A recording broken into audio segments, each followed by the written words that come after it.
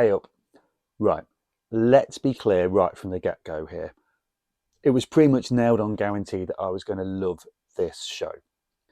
If there was a dating app equivalent for finding TV shows that you loved, and I read the bio for this show, I would have swiped right so hard. A police procedural with an overarching mystery. A lead character who is brooding, slightly tortured, but fully committed. Set in a snowy landscape with a hint of desolation. An unwanted new partner. Some dark mystery in the past. I mean, come on! Hey, how you doing? However, if you're craving something innovative and pretty original, then maybe this isn't going to be the show for you. However, if you're a fan of Scandi-noir-esque type thrillers, then strap on your snow boots and get ready to step into some icy, murky mysteries. Based on the novels by Joel Blunt, the first season of Cardinal introduces us to the fictional city of Algonquin Bay and Detective John Cardinal, played by Billy Campbell, who has been demoted due to his failed investigation into a native Canadian teenager. For family reasons, he has moved to a quieter area, hoping that the isolation and quiet will help them.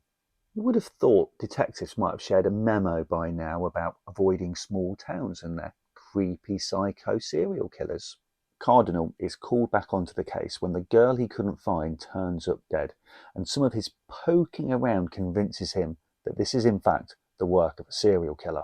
He also gets a new partner that he's suspicious of. Of course he is. This is Lise Delorme, played by Karen Vanasse, and we soon discover that she is investigating Cardinal as much as the murder. What is he hiding in his past?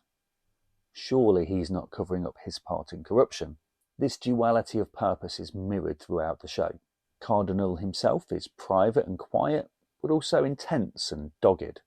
Delorme is ambitious and secretive, but also righteous and reflective. The Canadian landscape is beautiful but dangerous. The local community tight-knit but fearful.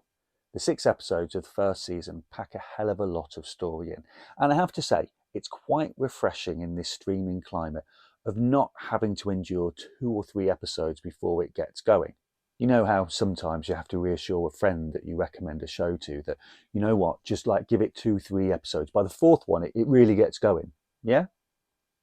That's not the case with this one. I recommended it to a friend and within a couple of hours had a message back that had already burned through the first 2 episodes. Although the comparisons to the Scandi-noir thriller are right there. I mean, Billy Campbell was even in the US version of The Killing. Cardinal actually reminded me more of a current fave British TV show of mine.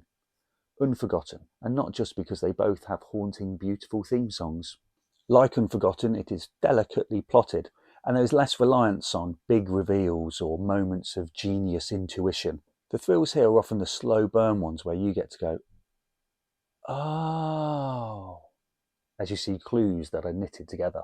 I would never have thought that a petty thief's stalking of a supermarket could be so tense and leave me going, no way. There are other moments that might make you go, no way, as Cardinal is not just a cosy detective murder thriller. It is violent, at times gory, and unflinching in depicting the worst of what human beings can do to each other. As always with great TV shows, you come for the hook.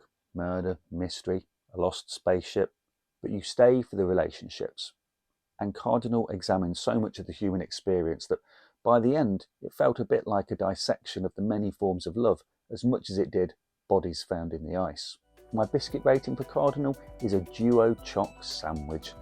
A hearty, solid structure that has so many treats inside, you'll find it difficult to resist just having one. But luckily for you, there are 4 seasons to enjoy. You can find the written and podcast versions of these reviews, along with the others, at thehumanish.co.uk. I'm off for a brew and a bicky. Ta-ra.